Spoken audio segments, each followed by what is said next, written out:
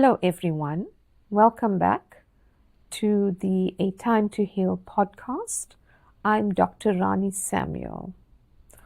Today, we are going to speak about the father wound. One of the most powerful questions asked in therapy is, what kind of relationship do you have with your father?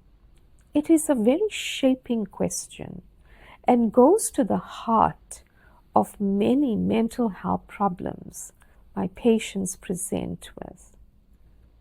If the patient's father has died, we would still do this exploratory work and look at, well, since you were born, what kind of relationship did you have with your father? And we'd go even so far as to look at what happened even before you were born. How did your father receive the news that you were going to be born? Many of my patients do not know their father. And we would look at the impact that this void creates in a person.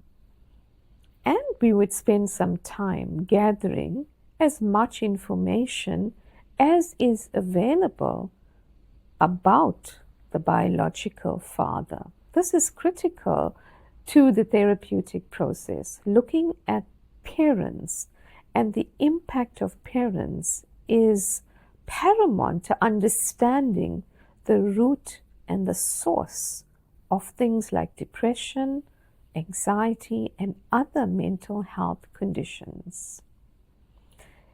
The issue of the father wound is actually universal. It operates on a global scale, and fatherlessness in all its different forms is manifested across the nations, in small families, go so far as to say in organizations.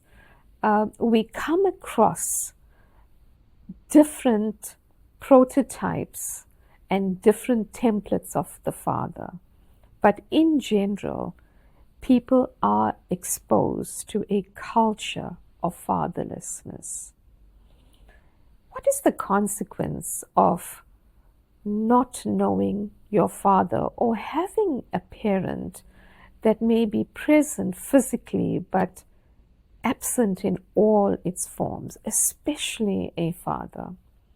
You see, one of the consequences for a child is not knowing the fullness of their identities, especially when children are excluded from really getting to know their father, or their father taking on the full presence of their role. So as we get older, and if the father rejects the child is left with the question of, who am I if my own father does not want to have a relationship with me? And then we would go so far as to say, eventually that child who becomes an adult goes from who am I and adds the question, why am I here? If nobody wants me, if I'm emotionally abandoned, who am I? What am I doing here? The relationship with your father and mother provides clues to these questions as we mature and navigate the journey of life. Let us now consider your personal relationship with your own father. I think that's pause for reflection.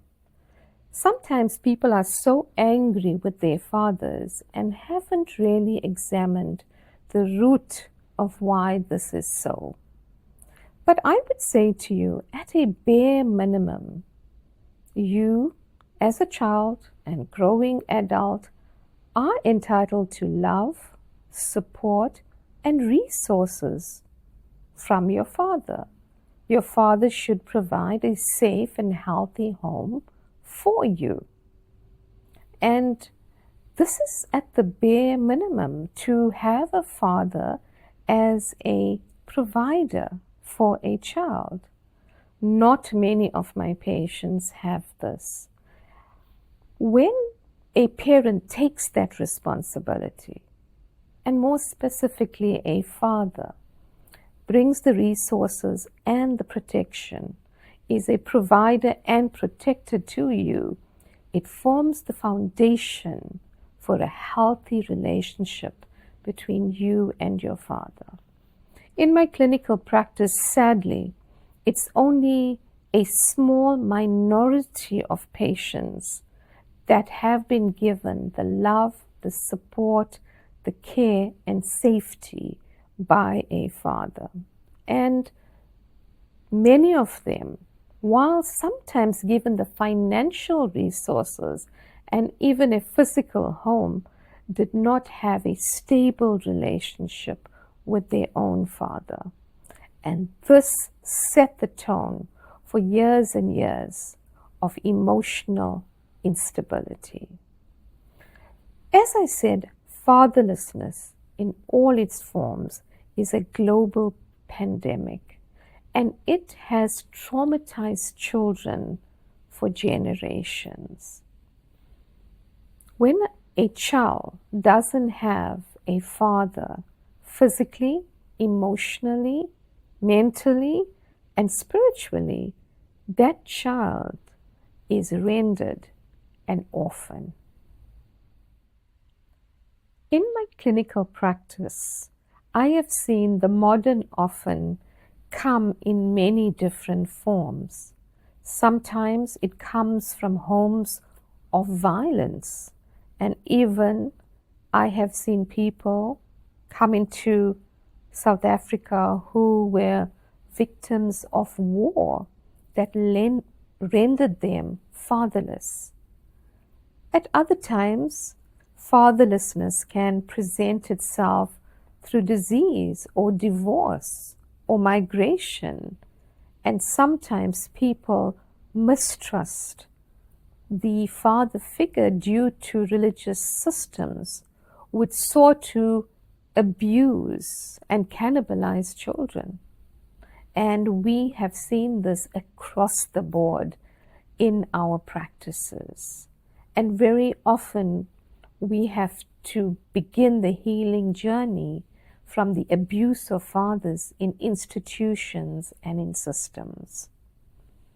And my patients often come as adults having been severely wounded by fathers who were supposed to protect them, not just biological fathers, but spiritual fathers as well.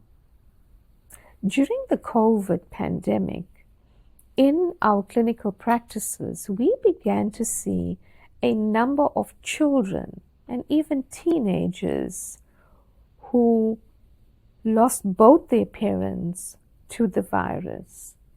And these were teenagers many times navigating life through families not always supportive, and now they had no father or mother. So it brought a different perspective on fatherlessness into our workspace. In South Africa itself, the AIDS pandemic, when it was at its height, we lost entire generations of parents. Many children started becoming heads of households. So it was children leading children. It was older children fathering younger children. And these children did not have the competence to lead households. They didn't have the authority, and neither did they have the means to do so. So orphans, taking care of orphans, resulted in a new generational problem in various communities in my own country. But when someone is an orphan, they become vulnerable and open to predators. And we see this as a common problem, not only here in South Africa, but I think you can attest to it in the country you are watching from. So the sex trade flourishes when fathers are not taking their place or allowed their place in families and in societies. When a father is removed from a family system, I often see this in some patients that I treat. The father is excluded, and in some cases, women in my practice have wanted children, but they did not want to get married, and they just wanted to be mothers. And this places a child sometimes at a great disadvantage. And the child does not enjoy a good relationship with the father.